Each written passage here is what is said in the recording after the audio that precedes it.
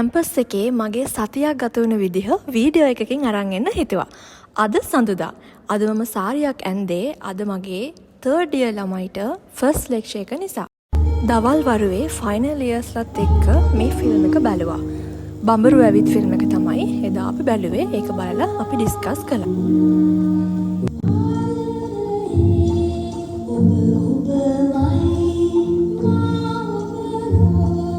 අපේ බෝඩිම පහළ super market එක තමයි මේ තියෙන්නේ. එයාලා අපිට තයි පොංගල් ට්‍රීට් එක දුන්නේ අද.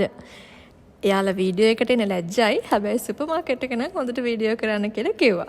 ඉතින් මේව තමයි අපිට ලැබුණේ. හෙට කරන ලෙක්චර් එකට අදාළව ප්‍රසන්ටේෂන් එකක් හදන්න තිබ්බා.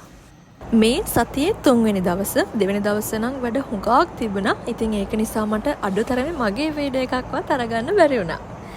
එදා උදේම ලෙක්චර්ස්, ඊට පස්සේ දවල් වරුවේ එක්සෑම්. අනිත් එක මම ෆ්‍රීලාන්ස් ප්‍රසන්ටර් කෙනෙක් විදිහට වැඩ කරනවානේ. එදා මට වීඩියෝ එකක් රෙකෝඩ් කරන්න තිබ්බා. හැබැයි මට ඒක ස්ටුඩියෝ එකේ කරගන්න බැරි වුණා කොහොම හරි. ඉතින් ඒ වුණාට මම ස්ටුඩියෝ එකට ගිහිල්ලා එන අතරමඟදී මේ වීඩියෝ එක ගත්තා. එක එක දවසට මුහුද එක එක පාටයි. මේක 4 වෙනි දවස.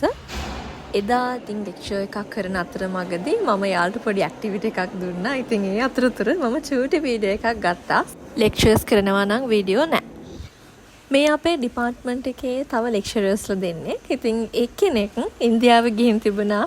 ඊට පස්සේ අපි ඉතින් එයාගෙන් ට්‍රීට් ඉල්ලුවා. එයා ඉන්දියාව ගිහිල්ලා අපිට මොනවද ගෙනාවේ කියලා. ඉතින් එයා මේ ඉන්දියන් ස්වීට් එක ගෙනත් දුන්නා. I think it's called the Kaju special sweets.